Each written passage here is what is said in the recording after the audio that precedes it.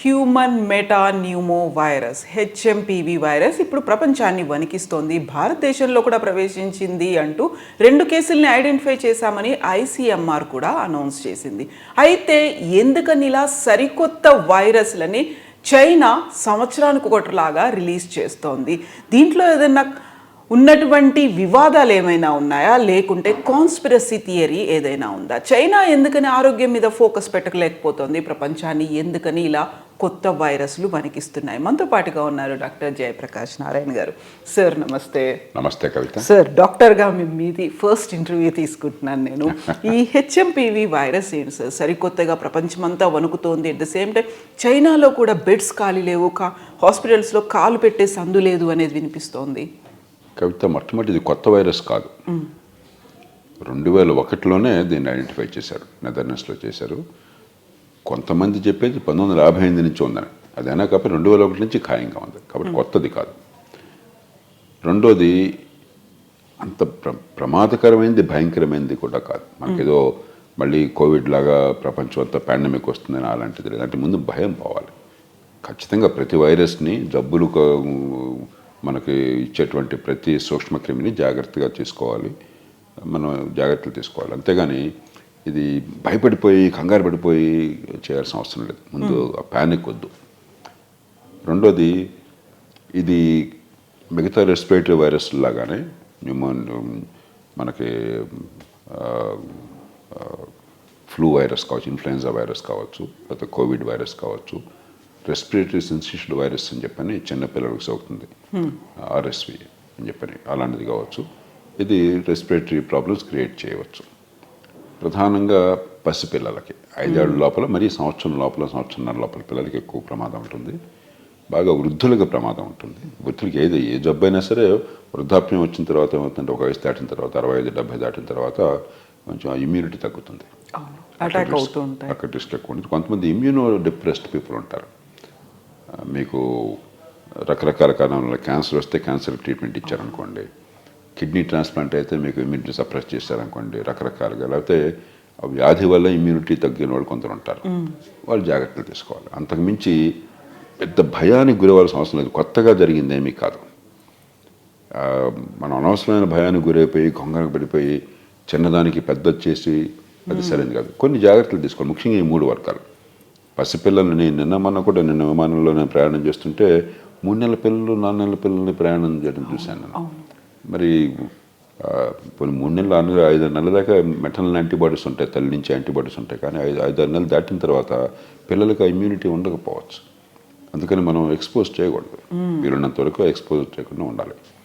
రెండోది, వృద్ధాప్యంలో ఉన్నవాళ్ళు కానీ, లేకపోతే ఇమ్యూనిటీ డిప్రెషన్ వాళ్ళు కానీ కొంచెం మాస్క్ పెట్టుకోవటము, చేతులు వాష్ చేసుకోవటము.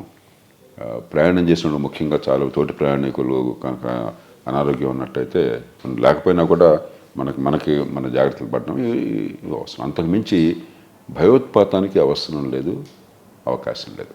సో తెలంగాణ రాష్ట్రం కూడా 3 రోజుల క్రితం గైడ్ లైన్స్ రిలీజ్ చేసింది. షేక్ హ్యాండ్స్ వద్దు, కొంచెం మీరు తీసుకోవాల్సినటువంటి ప్రాపర్ కేర్ అనేది తీసుకోండి, హైజీన్ మెయింటైన్ చేయండి అని. ఇప్పుడు బెంగళూరులో 2 కేసులు జీవితంలో కవిత సాధారణంగా వర్తిస్తుంది. ఇది ఈ వైరస్ లాగా అన్ని, ఇప్పుడు వీటిని ఫోమైట్స్ అంటారు. ఎలా వ్యాపిస్తుంది అంటే, ఒక దగ్గు వల్ల కానీ, తొమ్మటం వల్ల కానీ, లేకపోతే స్పర్శ వల్ల చీమిడి, ముక్కు సెక్రేషన్స్ చేతికి అంటుకోవటం, కరచాలనం వల్ల కానీ. కాబట్టి కోవిడ్ టైంలో మనకి ప్రపంచానికి అలవాటైంది కదా, చేతులు శుభ్రం కడుక్కోవాలి, 20 సెకండ్లు కడుక్కోవాలి, అవసరమైతే మాస్కులు పెట్టుకోవాలి. ఆ జాగ్రత్తలు తీసుకోవడం తప్పితే అంతకుమించి ఇది భయంకర ఉపద్రవంగా భావించద్దు. మనకేంటంటే న్యూస్ మీడియాలో కూడా కొంచెం ఆసక్తికరమైనది రాగానే దాన్ని అదే పనిగా మన అధిక ప్రచారం చేసేసి బ్రేకింగ్ లాగా ఏదో బ్రేకింగ్ న్యూస్ అంత అద్భుతం.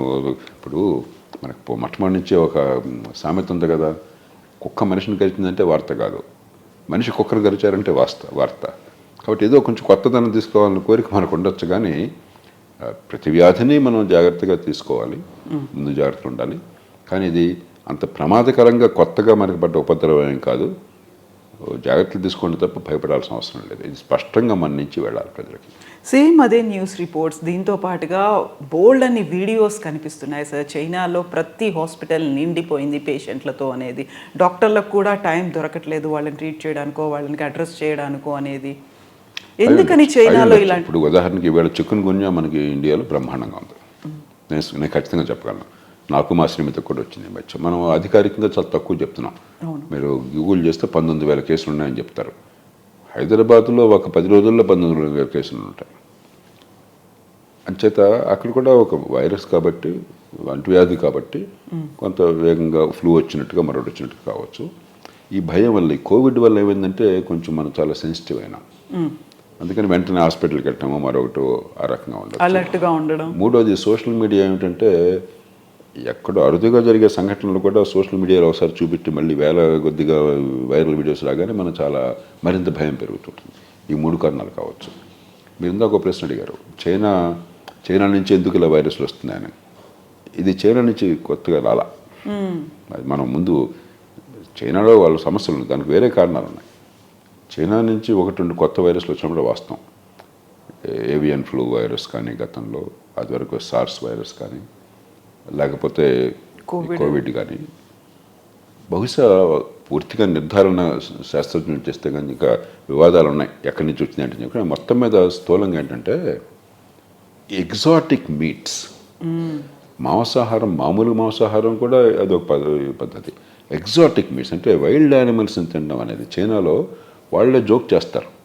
చైనీస్ని అడిగితే వాళ్ళే చెప్తారు, మేము భూమి మీద వెళ్ళే ప్రతిదాన్ని తింటాం ఒక మోటార్ కారు తప్ప, ఆకాశంలో వెళ్ళే ప్రతిదాన్ని తింటాం ఒక విమానం తప్ప, సముద్రంలో వెళ్ళే ప్రతిదాన్ని తింటాం ఒక ఓడలు తప్ప, సబ్మెరైన్స్ తప్ప అని చెప్తారు. వాళ్ళే జోక్ చేస్తారు. అంటే ఏ జీవినైనా మేము తింటాము అని చెప్పాను.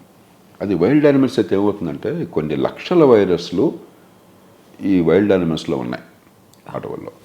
మనలాంటి దేశాల్లో ఏమైందంటే కొన్ని వందల సంవత్సరాల క్రితమే, బహుశా 1-2 వేల సంవత్సరాల క్రితమే ఈ అడవుల్ని నరికేసి దాన్ని పొలాలుగా మార్చేసి కాబట్టి కొత్తగా అడవుల నుంచి, అటవీ జంతువుల నుంచి మనుషులకు పాకటం తక్కువ. కేరళ లాంటి ప్రాంతాల్లో, కేరళలో ఇంకా ఫారెస్ట్లు ఉన్నాయి. కేరళలో మీకు సప్తధారిత అరణ్యాలు అంటారు, ఇంకా గ్రీన్ ఫారెస్ట్ ఉన్నాయి కేరళ. అందుకని కేరళలో అప్పుడప్పుడు మీరు ఉంటుంటారు కొన్ని రకాల వైరస్లు. కాబట్టి ఈ వైరస్ జంతువుల నుంచి మనుషులకి స్ప్రెడ్ అవటం మనలాంటి దేశాల్లో చాలా అరుదు. చైనాలో అన్ని రకాలని తింటారు. చైనాలో డిమాండ్ ఉంది కాబట్టి ఆఫ్రికా లాంటి దేశాల్లో వాళ్ళు క్రూర మృగాలని, వైల్డ్ యానిమల్స్ని, అడవుల్లో ఉన్న యానిమల్స్, ఉదాహరణ గబ్బిలాలు ఉన్నాయి. గబ్బిలాన్ని పట్టుకుని వాళ్ళు ఏదో తాత్కాలికంగా కొంత ప్రాసెస్ చేసి పెద్ద స్కేల్లో ఎగుమతి చేస్తుంటారు. అలాగే ఇతర జంతువుల్ని. ఖచ్చితంగా వైరస్లు వైల్డ్ యానిమల్స్ నుంచి మనుషులకి జూనోటిక్ అంటారు వాటిని, జూనోటిక్స్ ఒక పాకే అవకాశం ఉంది. అలా పాకినప్పుడు మానవాళికి ఇంకా అది అనుభవం లేదు. ఆ వైరస్ అనుభవం లేకపోయేసరికి మనకి రెసిస్టెన్స్ డెవలప్ కాల. కొన్ని తరాలకు పోయిన తర్వాత రెసిస్టెన్స్ డెవలప్ అవుతుంది. ఉదాహరణకి పాశ్చాత్య మానవులు అమెరికాలో ఉన్నారు, ప్రాచీన మానవులు 12,000 సంవత్సరాల క్రితం వెళ్ళారు. వాళ్ళని మనం పూర్వం రెడ్ ఇండియన్స్ అనేవాళ్ళు, ఇప్పుడు అమెరికన్ ఇండియన్స్ అంటాం. కానీ ఆధునిక మానవుడు కొలంబస్ తర్వాత వెళ్ళేసరికి ఈ జబ్బులు వాళ్ళకి అలవాటు లేదు. ఎప్పుడైతే ఈ జబ్బులు వాళ్ళకి సోకినాయో 190 మంది జబ్బులలో చచ్చిపోయారు. ఈ జూనోటిక్ డిసీజ్ కూడా అంతే. మనకి ఎప్పుడైతే ఆ అనుభవం లేదో మనకి ఇంకా ఇమ్యూనిటీ రావడానికి కొన్ని తరాలు పడుతుంది. అందరికీ ఎలా ఎదుర్కోవాలో తెలియక మందులే కాకుండా బాడీ దానికి ఎదుర్కోవడానికి సిద్ధంగా లేదనమాట.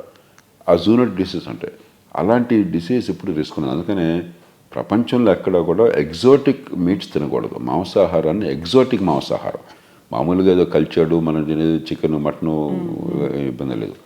కానీ నెమలి మాంసం తింటాం, లేకపోతే కోతి మాంసం తింటాం, గబ్బిలాలు తింటాం, మరొకటి ఇలాంటివి ఎగ్జాటిక్ మీట్స్, వైల్డ్ యానిమల్స్ తింటాం అనేది ఎక్కడైనా సరే ఎప్పుడో ఒకప్పుడు.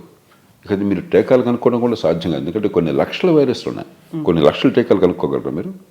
కొన్ని లక్షల టీకాలు వేసుకోగలరా మీరు? కాబట్టి ముందు మానవ సమాజం దానికి, ముఖ్యంగా ఆఫ్రికా నుంచి ఇలాంటి ఎగ్జాటిక్ మీట్స్ అవి వస్తూ ఉన్నాయి. అలాగే కొంత సౌత్ ఈస్ట్ ఏషియా నుంచి. అలాంటి మాంసాహారం ఎగ్జాటిక్ మీట్స్ తినటం వల్ల వచ్చే సమస్య ప్రధానంగా జూనోటిక్ డిసీజెస్. అంతే తప్ప చైనా వాళ్ళు ప్రత్యేకంగా ఏదో జబ్బులు పెంచాలని కాదు, మరొకటి కాదు. సార్ ఇప్పుడు కోవిడ్ తర్వాత వాళ్ళ ల్యాబ్లోంచే లీక్ అయింది, ఒక కాన్స్పిరసీ థియరీ ఉంది, లేకుంటే కొంతమంది వాదనలు ప్రపంచంలో ఉంది, ఇంకా ఇతమితంగా చెప్పలేకపోతున్నారు కాబట్టి నేను దానిలోకి వెళ్ళను. సార్ బహుశా 190 అది కాదు అంటున్నారు, అవి ఉండొచ్చుకోండి మనకి. అంతే దానిలో వివాదాల్లోకి అది శాస్త్రీయంగా మనం పరిశీలించాలి తప్ప మనం ఎక్కడికి వచ్చి నిర్ణయం చేయలేం.